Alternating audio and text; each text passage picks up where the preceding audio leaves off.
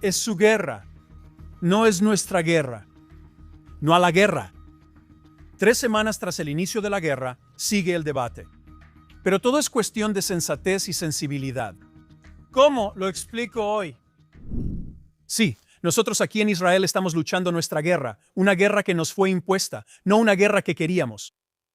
También es su guerra, impuesta, no deseada por ustedes. Para nosotros es una guerra que el enemigo planeó cuidadosamente para el futuro. Pero se les impuso prematuramente, de forma repentina e inesperada. Mientras nos causaban dolor y sufrimiento, que celebraron, también abrieron las puertas de la ira del pueblo judío. Ahora están presenciando la tenacidad y las capacidades inimaginables de nuestro país. Algunos tienen gran problema con eso, y lo abordaré pronto. Esta guerra también creó una oportunidad única, reuniendo intereses y, si se quiere, una guerra de revelación. Para nosotros, una guerra en 7 frentes. Para ustedes, una guerra que expone la verdad, revela el engaño, muestra a los verdaderos amigos y desenmascara a los hipócritas. Esta guerra es un momento histórico de transición para nosotros y para ustedes. La guerra por la civilización y el futuro. Hay una manera de entender este momento, de entender el caos, el ruido, las acusaciones y los frentes cambiantes. Como mencioné, esta guerra es entre razón y sensibilidad. La razón es entender claramente lo que enfrentamos. Es reconocer que Irán amenazó no solo a Israel, sino al mundo entero. Durante años, construyó un anillo de fuego a nuestro alrededor en Israel, pero también llevó a cabo una campaña global. Atentados en varios continentes, amenazas a rutas energéticas, alianzas con Rusia y China y un programa nuclear que busca cambiar el equilibrio mundial. Por eso los intereses de Estados Unidos como superpotencia coinciden con los de Israel. Enfrentar a Irán era vital para la estabilidad global. Estados Unidos no fue arrastrado a otro conflicto en Medio Oriente. Es la oportunidad de Estados Unidos para asegurar su dominio futuro. Estados Unidos e Israel unieron intereses en un momento clave de la historia. La necesidad de desmantelar el anillo de fuego iraní contra Israel también es una respuesta a la violencia que Irán creó durante años al atacar a Occidente. Sí, durante décadas el régimen iraní atacó a Estados Unidos y su personal casi con total impunidad, y no era solo cosa del pasado. Este es un interés estadounidense proactivo. Se trata del futuro. Al enfrentar al régimen iraní, Estados Unidos no solo salda una vieja cuenta, asegura el combustible para el futuro.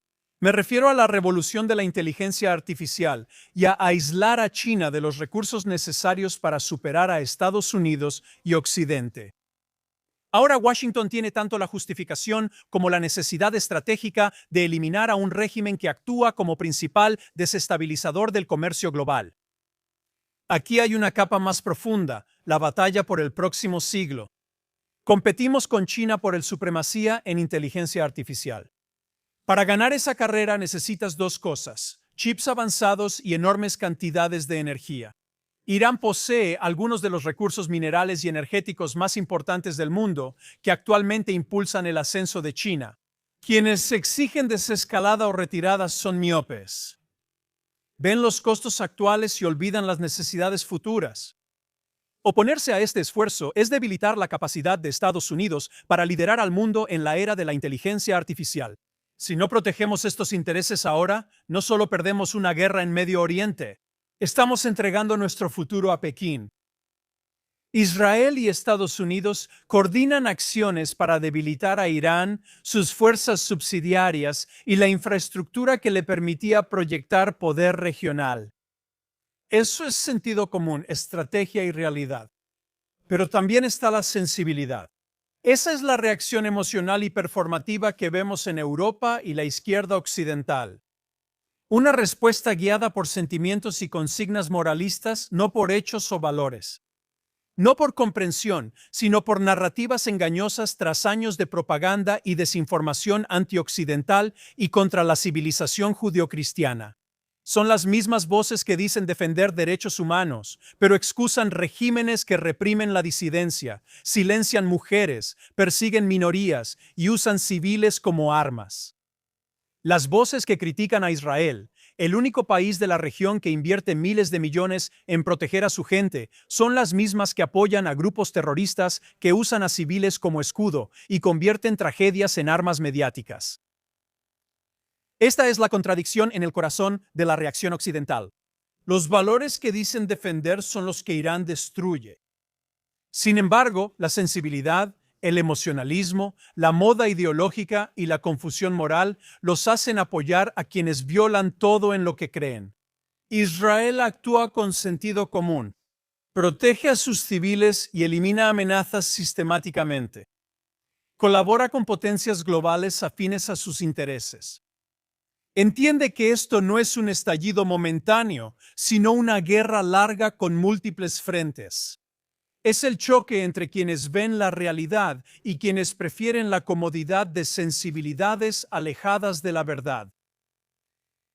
La supervivencia depende del sentido común. La reacción mundial y la confusión moral del conflicto se deben a la sensibilidad.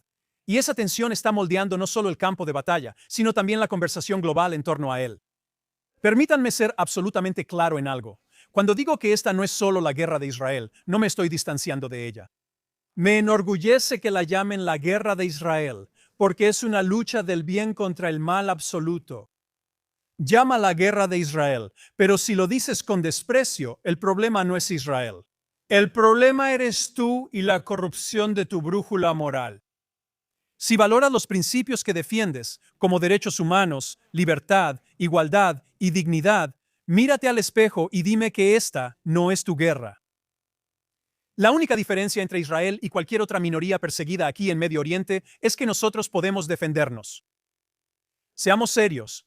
Si crees que un país del tamaño de Nueva Jersey, con una población de 9 millones y una economía de 530,000 millones de dólares, de alguna manera controla a Estados Unidos, una nación de 330 millones con una economía de 31.8 billones de dólares, 60 veces la de Israel, 60 veces, entonces eres un completo idiota, no solo estás mal informado. Buscas causar disensión y debilitar a Estados Unidos. Esta guerra en Irán es una guerra israelí, pero también es mucho más que eso. Hamás apretó el gatillo antes de tiempo, esperando que el círculo se encendiera con ellos. Israel respondió estratégicamente, un frente a la vez, una amenaza a la vez y equilibrando la necesidad militar con la presión internacional. Eliminando peligros inmediatos en Gaza y Líbano, atacando cuando surgían oportunidades en Siria, debilitando a cada proxy lo suficiente como para cambiar el enfoque hacia la fuente, Irán. Ahora que la verdad es más difícil de ignorar, ha ocurrido algo extraordinario. El eje que Irán construyó está siendo desmantelado, pieza por pieza. Surge un nuevo Medio Oriente, no por deseo de guerra de Israel, sino porque no se rindió. Mientras el mundo observaba las batallas en el terreno, Estados Unidos comenzó a recalcular toda su estrategia en Medio Oriente, e Israel pasó de estar en los márgenes a estar en el centro. Durante años, Estados Unidos construyó su postura regional en torno a una red de los llamados socios confiables. Turquía, Qatar, Omán, Jordania, Arabia Saudita, Bahrein. Se invirtieron miles de millones en bases, centros logísticos, de mando y fuerzas de despliegue rápido. Israel no formaba parte de esa estructura ni era considerado en ella. Pero cuando llegó el momento de la verdad, cuando Irán inició la guerra regional, casi todos esos países rechazaron permitir ataques estadounidenses desde su territorio. Temían represalias de Irán. Se echaron para atrás. Jugaron a dos bandas. Estados Unidos improvisó una nueva estructura militar rápidamente. Portaaviones, reabastecimiento aéreo y una base avanzada inesperada. Israel con pistas pequeñas pero estratégicamente perfectas. E Israel cumplió. Mientras otros dudaban, Israel fue la única plataforma confiable para la proyección de poder de Estados Unidos en la región. La campaña de Estados Unidos e Israel contra Irán avanza más de lo previsto. Al final, Irán quedará debilitado y Estados Unidos controlará los corredores energéticos regionales. Y el día después de la guerra, Washington tendrá que reevaluar todo. Su enorme base del CENTCOM en Qatar, confianza en socios del Golfo, suposiciones sobre Turquía y relaciones con la OTAN y su red de alianzas. Porque los países en los que los estadounidenses confiaron durante décadas fallaron en la prueba, Israel no lo hizo, y eso cambia el futuro. Israel ahora puede ser el principal socio militar de avanzada de la nación más poderosa. Para quienes preguntan qué obtienen, la respuesta es un socio en entrenamiento, desarrollo, investigación y seguridad regional. Y cuando Estados Unidos, que suministra el 42% de las armas del mundo, profundiza esa asociación, las implicaciones son enormes. Israel saldrá de esta guerra más seguro, más central estratégicamente y más poderoso económicamente de lo que era antes de que comenzara esta guerra. El futuro incluye los intereses de Israel con una conexión India-Irán que coincide con los intereses de Estados Unidos. Demostramos ser el único aliado confiable, leal y capaz de Estados Unidos. Y hay personas que tienen un gran problema con esto, y ese es un aspecto más del juego de culpas que está circulando y que quiero abordar. Aquellos que están desesperados por culpar a Israel de todo. Es una enfermedad profunda y antigua. Por generaciones, el mundo se acostumbró a ver al judío como débil, tembloroso y vulnerable, alguien que podía ser objeto de burlas, golpeado, expulsado o masacrado, sin poder responder.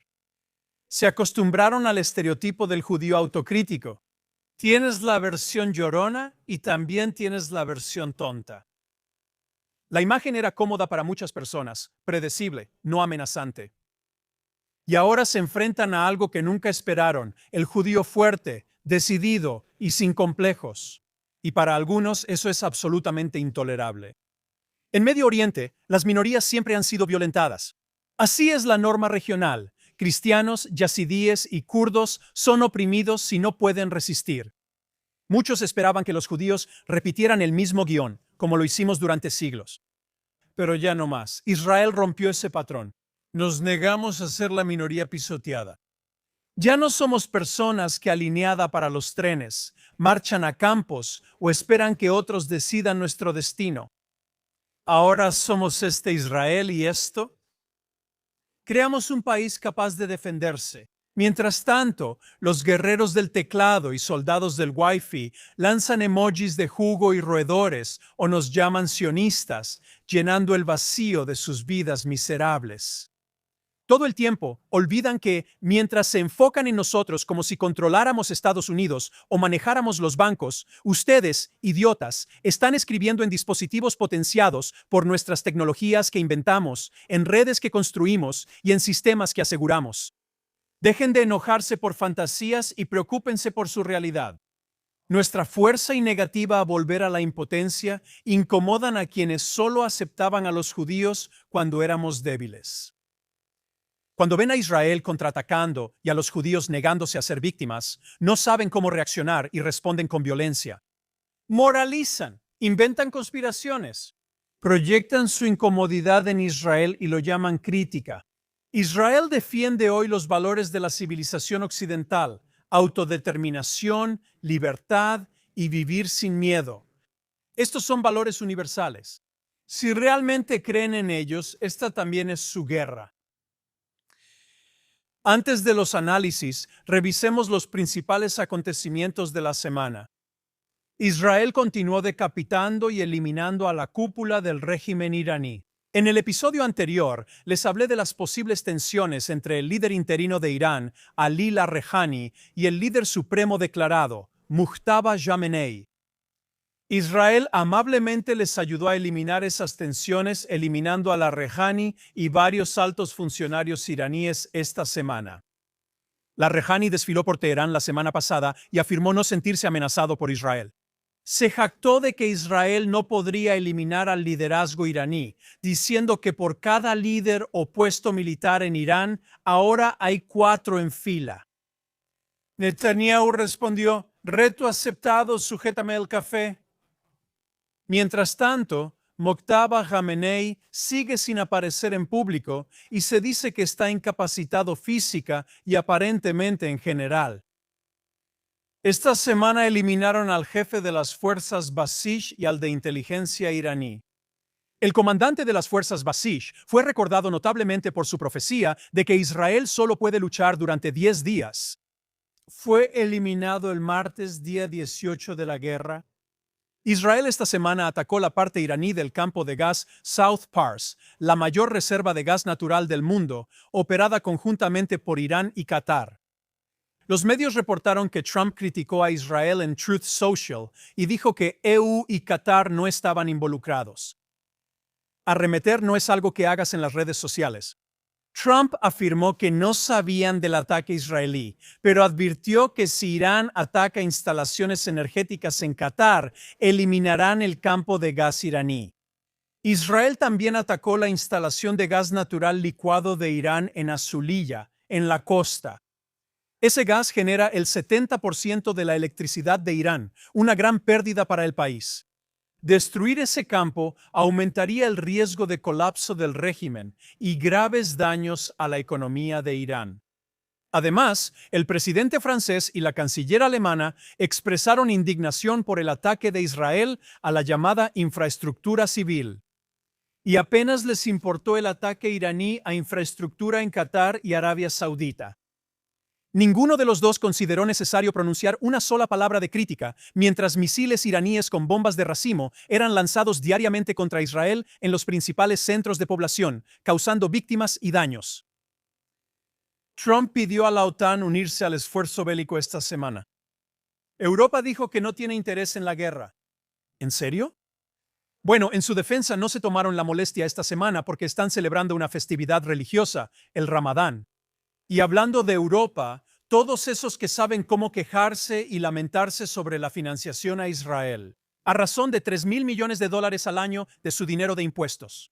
Estados Unidos es el mayor contribuyente de la OTAN, el organismo que protege Europa, y cubre cerca del 16% del presupuesto común y destina cerca de $980,000 millones a defensa en 2025. ¿Ven la diferencia? Y no respondieron cuando se les llamó. Oye, pero Israel. Los mismos europeos que critican a Israel son los que fueron garantes del acuerdo que prometía que Hezbollah sería desarmado y retirado. Eso dijeron. ¿Pero a quién le importa? Ahora sí les importará porque Israel entró ahí esta semana. Para entender lo que está sucediendo ahora mismo, el general de brigada en reserva Ellis Wiener esta semana explicó claramente la situación en la Radio Gala Israel. Su mensaje fue sencillo. Esto no es solo un evento, sino un conflicto prolongado y por etapas. Wiener dice que lo actual es parte de una campaña mayor gestada por años. Él menciona que Estados Unidos e Israel, dos potencias militares, actúan coordinados bajo un plan de guerra conjunto con objetivos alineados. Y dice que los resultados ya se ven. El lanzamiento de misiles contra Israel ha bajado drásticamente. Nos recuerda que no hace mucho, Irán lanzó más de 300 misiles en una noche. Hoy, tras ataques continuos a la infraestructura iraní, los números son mucho menores. Eso no es suerte, dice él, sino resultado del esfuerzo acumulado de operaciones previas que debilitaron la capacidad de lanzamiento de Irán y ataques aéreos en curso que siguen degradándola. Pero Wiener es claro sobre otra cosa. El régimen de Irán no muestra señales de colapso, al menos no todavía. No es sorprendente. Los regímenes autoritarios parecen estables hasta que caen. La historia tiene muchos ejemplos donde ningún experto predijo el colapso antes de que ocurriera. Siria es el ejemplo más reciente. Antes, la caída de la Unión Soviética tampoco se anticipó. Él explica que el colapso de un régimen es un proceso por etapas. La presión se acumula lentamente, con el tiempo, hasta que en un momento, una deserción, una fractura, una ruptura en la cadena de mando, desencadena una cascada. Él dice que Israel y Estados Unidos están trabajando para crear las condiciones para ese momento, pero no pueden forzarlo. Solo el pueblo iraní puede, en última instancia, derrocar su propio régimen. Wiener destaca que este conflicto es solo parte de una guerra mayor. Gaza, Líbano y Siria no son frentes aislados. Son piezas interconectadas de una lucha prolongada contra la influencia iraní y su red de proxies. Uno de los objetivos, según él, es frenar el respaldo de Irán a Hezbollah y Hamás. Y hasta el alto el fuego en Gaza, nos recuerda, no es paz. Es una pausa táctica, un paso temporal dentro de un conflicto mucho más amplio.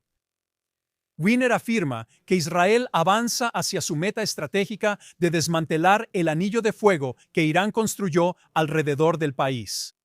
En sus palabras, Israel ha avanzado un 75% en ese objetivo. Es un recordatorio de que lo que estamos presenciando no es caos. Es una campaña larga y deliberada que se desarrolla en etapas, con objetivos claros y resultados medibles.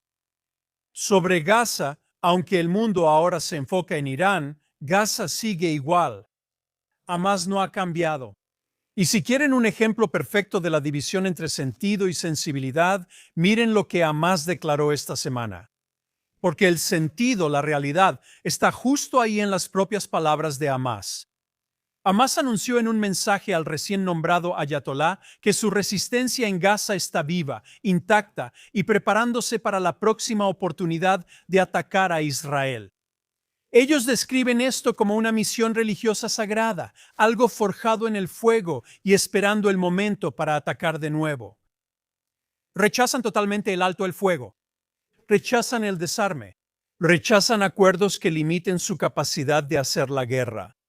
Consideran esos términos una conspiración para eliminar su existencia militar. Juran lealtad a todo el eje liderado por Irán, Hezbollah en Líbano, los hutíes en Yemen, las milicias en Irak y prometen ataques futuros coordinados contra Israel. Insisten en que Israel se está debilitando y que el tiempo está de su lado. Cierran jurando continuar la yihad hasta destruir Israel y purificar Jerusalén. Eso tiene sentido, un mensaje e intención claros. Y está la sensibilidad, la narrativa emocional occidental que insiste en que se puede moderar a Hamás, negociar y razonar con ellos, que quieren gobernar, que les importan los civiles, que son un movimiento de resistencia que busca justicia, que aceptarán la coexistencia si tan solo Israel les da la oportunidad. Bueno, les dimos la oportunidad y desde septiembre les dimos a entender que esto es una posibilidad para un alto al fuego. Y esta es la disonancia moral de nuestro tiempo. Hamás le dice al mundo exactamente quiénes son y qué quieren hacer. Y gran parte de Occidente se niega a escucharlo. Por eso Gaza no puede ser vista solo como un conflicto pasado. Por eso un alto el fuego no es paz. Y por eso la idea de que Hamás se desmilitarice voluntariamente es solo una fantasía. Porque el sentido común escucha lo que Hamás realmente está diciendo. La sensibilidad oye lo que la gente quisiera que Hamás dijera. Y la brecha entre esos dos es donde está gran parte de la confusión del mundo. Y ahí es donde vive gran parte de la carga de Israel. La semana pasada les mostré cómo es vivir en Israel en guerra. Sirenas, refugios y la constante conciencia de que nuestros civiles siempre son objetivo. Dije que esto no es nuevo, que siempre ha sido así. No mencioné el gran esfuerzo y el costo exorbitante que Israel dedica a proteger a nuestra gente. No solo la cúpula de hierro y sistemas de alerta, también la infraestructura física que las familias israelíes comunes deben construir. Habitaciones protegidas, refugios reforzados y espacios seguros en hogares, escuelas, hospitales y edificios públicos, decenas de miles de millones de dólares. Décadas de presupuestos nacionales que se invirtieron en esto. Cada ciudadano paga impuestos para asegurar que, cuando lleguen los cohetes, y siempre llegan, nuestros hijos tengan a dónde correr para estar a salvo. Hacemos esto porque sabemos que nuestros civiles son un objetivo. Ahora, veamos Gaza. Hamás recibió miles de millones en ayuda internacional. Y ni un centavo se usó para construir refugios para su gente. Ni una sola habitación protectora, ni una sola zona segura, ni un solo sistema diseñado para advertir a los civiles o protegerlos. ¿Y por qué? Porque Hamás sabe muy bien que sus civiles no son un objetivo de Israel. En cambio, construyen otra cosa, cientos de millas de túneles, no bajo campos abiertos, sino bajo casas, escuelas, hospitales, mezquitas. Casi todos los edificios en Gaza. Ciudad militar subterránea creada para protegerse, no a su gente. La construyeron ahí por una razón, entendieron la ecuación. Si disparan desde zonas civiles a nuestros civiles, ganan el doble. Nos atacan y usan a sus civiles como escudos humanos, sabiendo que cualquier respuesta israelí será usada como arma en la batalla informativa. Saben que medios internacionales mostrarán imágenes y organizaciones de derechos humanos condenarán a Israel. Saben que los activistas difundirán la narrativa. Saben que la presión sobre Israel aumentará. Para Hamás, hasta sus propios hijos son instrumentos de guerra. Hezbolá aplica el mismo método en Líbano. Estos grupos no construyen refugios porque no quieren proteger a sus civiles. Quieren que estén expuestos y en la línea de fuego. Quieren que sean un colchón, escudo o recurso propagandístico. Israel construye para proteger. Ellos construyen para explotar la vida. Ese contraste, ese abismo moral, es algo que el mundo aún no logra comprender. Voy a cerrar el episodio de hoy con esto. Esta guerra no es solo de fronteras, misiles, milicias o terror. Se trata de la forma que tendrá el mundo que surgirá al otro lado de esta guerra. Un mundo donde las naciones libres resisten o caen en sus propias ilusiones. Mientras algunos posan en línea o gritan consignas sin entenderlas y otros dudan de la lealtad de quienes comprenden lo que está en juego, la historia la moldean dos líderes con visión más allá de las masas. Donald Trump y Benjamin Netanyahu. Dos líderes que comprenden el poder, el peligro y su responsabilidad. No es necesario coincidir en todo. No tienes que admirar cada personalidad, pero debes reconocer el momento. Este es un momento decisivo en la historia, una prueba de si el mundo libre aún cree en sí mismo. En estos momentos no sigues a las voces más ruidosas, sigues la visión más clara. Sigues a quienes entienden que la civilización es frágil, que el mal es real y que la supervivencia no está garantizada. Israel lo comprende. Estados Unidos lo entiende. Y los líderes que guían este momento lo comprenden mejor que los críticos que solo generan ruido. Sí, esta es la guerra de Israel, no lo negamos. La llevamos en el cuerpo, en el hogar y en los recuerdos. Pero también es la guerra de Occidente, la guerra del mundo libre, la guerra para el siglo que viene. Y si crees en los valores que dices defender, la libertad, la dignidad, la vida humana, la verdad, entonces no puedes quedarte al margen y fingir que esta es la lucha de otra persona. La historia observa. Y la gente en el futuro recordará quién estuvo del lado de la civilización y quién se escondió detrás de los eslóganes. Nosotros aquí en el Estado de Israel sabemos lo que es correcto y sabemos lo que tenemos que hacer, no solo por el Estado de Israel, sino por la humanidad. Soy Daniel Seaman. Acompáñenme la próxima semana en Straight Up de JNS TV desde Jerusalén, Israel, capital eterna del pueblo judío.